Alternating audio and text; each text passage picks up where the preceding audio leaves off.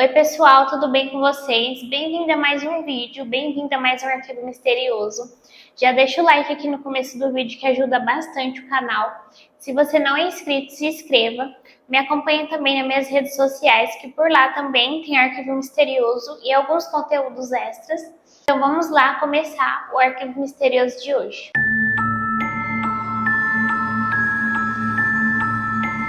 No nosso Arquivo Misterioso de hoje, a gente vai contar a história do estripador de Yorkshire, Peter Sutcliffe. Peter Sutcliffe nasceu em 2 de junho de 1946 no Reino Unido. Seus pais eram John William Sutcliffe e sua mãe era Kathleen Frances Conan. Kathleen, a mãe do Peter, ela era extremamente religiosa. Ela era uma católica daquelas extremas mesmo. O pai do Peter, o John, ele era membro do coro da igreja. E o Peter e os irmãos dele foram criados de uma maneira extrema e religiosa. O Peter acabou servindo como coroinha por algum tempo. O pai do Peter, ele era muito ausente porque ele era alcoólatra e ele batia muito nas crianças e na esposa também. E todos os filhos tinham muito medo dele. Eles até falaram que o pai dele era um monstro. Ainda criança, o Peter era muito reservado e às vezes ele chegava a faltar na escola para não precisar socializar com ninguém. Em 14 de fevereiro de 1967, o Peter conheceu Tonya Sizurma, de 16 anos, em um pub local que era uma área de prostituição e encontros noturnos. E em 10 de agosto de 1974, eles acabaram se casando. Algum tempo depois, a Sonia estava estudando para se tornar professora quando ela acabou sendo diagnosticada com esquizofrenia paranoica. E ela tinha vários excessos de raivas e crises. E todas essas crises o Peter acabava contendo. E ao longo do casamento deles, ela acabou tendo vários abortos espontâneos e depois ela acabou descobrindo que ela não poderia ter filhos. E em 1975, o Peter acabou começando alguns ataques contra mulheres. Em 5 de julho de 1975, o Peter acabou atacando Anna Roguski, de 37 anos. Ele acabou dando várias marteladas em sua cabeça e várias facadas em seu estômago. E o ataque acabou acontecendo perto da casa da Anna. Então o Peter atacou ela e de repente ele ouviu algum barulho e era um vizinho da Anna que estava chegando por ali. Então ele fugiu e foi embora com muito medo. Então ele deixou a Anna lá, ela ainda estava viva. Então ela foi encaminhada rapidamente para o hospital. E ela passou por uma cirurgia neurológica bem complexa e acabou sobrevivendo. E o segundo ataque aconteceu em 15 de outubro de 1975. O Peter acabou atacando a faxineira Olivia Smelt, de 46 anos. Ela foi atacada com uma faca e um martelo. E mais uma vez o Peter acabou sendo surpreendido por testemunhas que estavam ali no local e acabou fugindo também, deixando a Olivia por lá. E depois de ser resgatado e levado ao hospital, a Olivia acabou dando depoimento para o detetive Roland da Polícia Metropolitana. E ela acabou declarando que o agressor dela tinha um sotaque de Yorkshire. Porém, essa parte do depoimento dela não foi levada a sério e foi descartada, sendo mais difícil de encontrar quem era que estava atacando essas mulheres. E acabou prejudicando nas investigações. E em 27 de agosto de 1975, nos arredores de uma estrada rural de Sydney, o Peter acabou atacando Tracy Byrne, de 14 anos. Acabou golpeando a cabeça dela com um martelo e depois acabou esfaqueando várias vezes. Mais uma vez, o Peter acabou sendo surpreendido por faróis altos na estrada e ele acabou deixando ela lá mesmo. E ela também acabou sobrevivendo ao ataque. Em 30 de outubro de 1975, o Peter fez sua primeira vítima fatal, Wilma McCain, de 28 anos. Ela foi golpeada na cabeça com um martelo e acabou sendo esfaqueada 15 vezes, no pescoço, no tórax e no abdômen, e ela também acabou sofrendo abuso. Cerca de 150 policiais ficaram envolvidos no caso e cerca de 11 mil interrogatórios aconteceram, mas todos eles foram sem sucesso. E em 20 de janeiro de 1976, o Peter acabou fazendo outra vítima, Emily Jackson, de 42 anos. Ela estava passando por algumas dificuldades financeiras e acabou se tornando garota de programa para poder conseguir pagar as dívidas e passar por essas dificuldades. Ela foi esfaqueada 51 vezes e seu corpo foi encontrado em Leeds. Em 5 de fevereiro de 1977, o Peter fez outra vítima, Irene Richardson, de 28 anos. Seu corpo foi encontrado em Holdeye Park, em Leeds também. Já em 23 de abril de 1977, Patricia Atkinson, de 32 anos, também foi outra vítima. Seu corpo foi encontrado na Dona Oakey Avenue, em Bradford. Já sua quinta vítima, Jane MacDonald, de 16 anos, e o seu corpo foi encontrado em um parque infantil na Street Leeds, em 26 de julho de 1977. Em 1 de outubro de 1977, a outra vítima foi Jane Jordan, de 20 anos. Ela também era garota de programa e o corpo dela foi encontrado somente 10 dias depois. E depois o Peter confessou que ele tinha dado uma nota de 5 libras para ela, que essa nota poderia ser localizada, né? E ele poderia ter sido encontrado. Então ele voltou até onde estava o corpo da Jean. Então lá ele tentou remover a cabeça dela com uma placa de vidro e uma serra elétrica, para poder assim, né, despistar a polícia. Yvonne Pearson, de 1 anos, também garota de programa, foi atacada em janeiro de 1978 e o seu corpo foi encontrado debaixo de um sofá em um aterro sanitário da região. Outra vítima foi Ellen Ritica, de 18 anos. Seu corpo foi encontrado no pátio de uma madeireira. Em 16 de maio de 1978, ele fez sua 9ª vítima, Vera Milward, de 40 anos. Seu corpo foi encontrado no pátio da Infantaria Real de Manchester.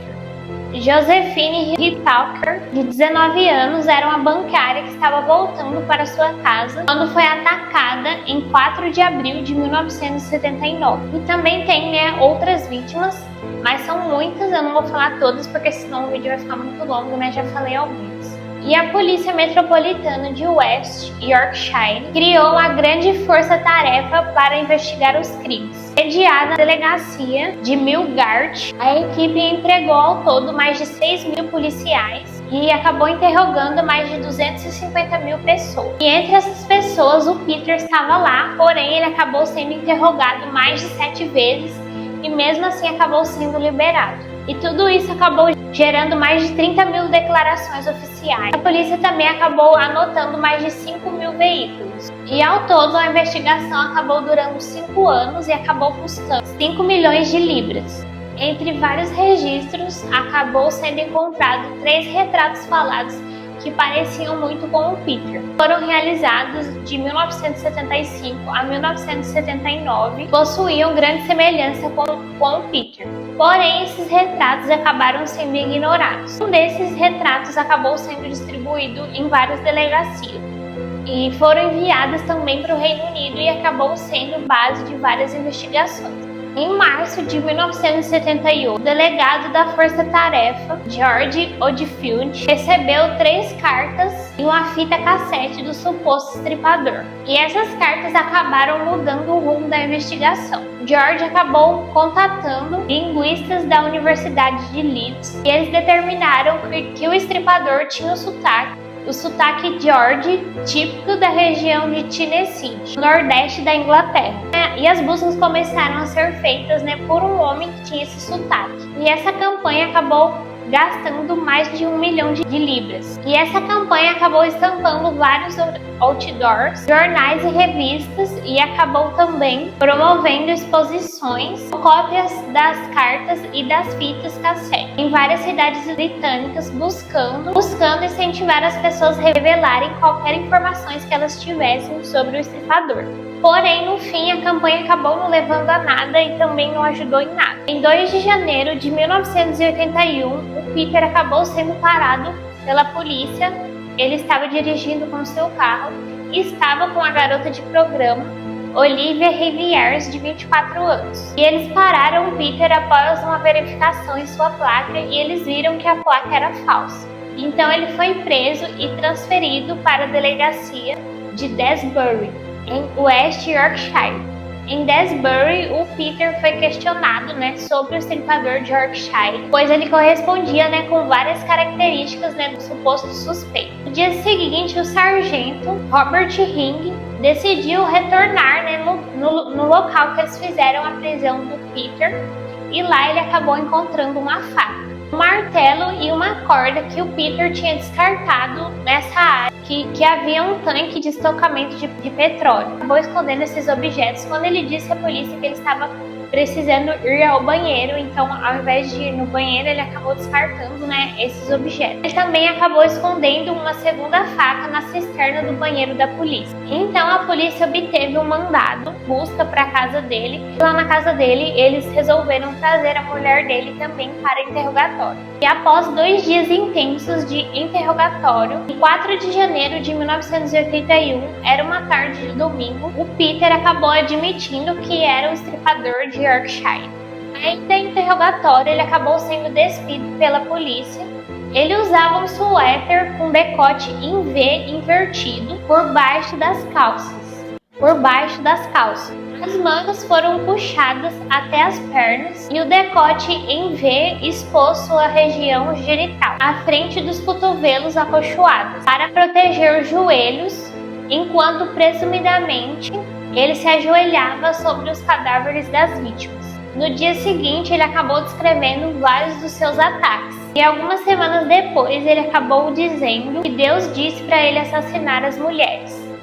Ele disse: as mulheres que matei eram imundas, prostitutas bastardas que estavam espalhadas pelas ruas. Eu apenas estava limpando um pouco o lugar. E ele acabou demonstrando arrependimento apenas com uma vítima, que foi a sua vítima mais jovem, a Jane MacDonald. E todas as vítimas do Peter foram mulheres jovens, geralmente garotas de programa, entre 14 a 47 anos. Sua vítima mais jovem foi Tracy Brown, de 14 anos, e foi, uma das sobreviventes. E sua vítima mais velha foi Marguerite House, de 47 anos. O total de suas 21 vítimas, entre 18 a 35 anos. O total de suas 21 vítimas sobreviventes e fatais tinham 12 vítimas de 18 a 35 anos. Ele as atacava usando martelos, facas ou chave de fenda. Sua maior quantidade de vítimas fatais foi na cidade de Leeds. Em seguida foi em Bradford, lá ele fez 3 vítimas, e depois em Manchester ele acabou fazendo 2 vítimas. O Peter foi acusado em 5 de janeiro de 1981. No julgamento ele se declarou inocente de 13 assassinatos, mas culpado por homicídio culposo, com base na diminuição de responsabilidade. E a base de sua defesa é que ele tinha sido, usado por Deus. Ele também disse que ele já tinha ouvido essas vozes antes, enquanto ele era coveiro. Ele disse que essa voz vinha de uma lápide de um polonês, Bronislaw Zapolsky, e que essas vozes que vinham, do túmulo desse polonês eram as vozes de Deus. Então o Peter se declarou culpado de apenas 7 acusações de tentativa de homicídio. E a promotoria pretendia aceitar o seu apelo depois que psicólogos e psiquiatras o diagnosticaram com esquizofrenia paranoide. Porém, o juiz de primeira instância, Les Boheran, exigiu uma explicação mais detalhada. Após uma representação de 2 horas, o procurador-geral Michael Harvey, o juiz acabou recusando o pedido de responsabilidade e insistiu que o caso deveria ser julgado com os júris. Então, outro julgamento foi marcado para começar em 5 de maio de 1981. O julgamento acabou durando 2 semanas e, apesar dos esforços de seu advogado, ele acabou sendo considerado culpado e foi sentenciado a 20 sentenças de prisão perpétua e foi considerado culpado de todas as acusações. E um oficial da prisão acabou ouvindo o Peter dizer que se ele comprovasse que ele tinha esquizofrenia, ele poderia passar apenas 10 anos em um manicômio. E o juiz afirmou que esperava que o Peter nunca saísse da prisão. Ele recomendou um período mínimo de 30 anos antes que o Peter pudesse apelar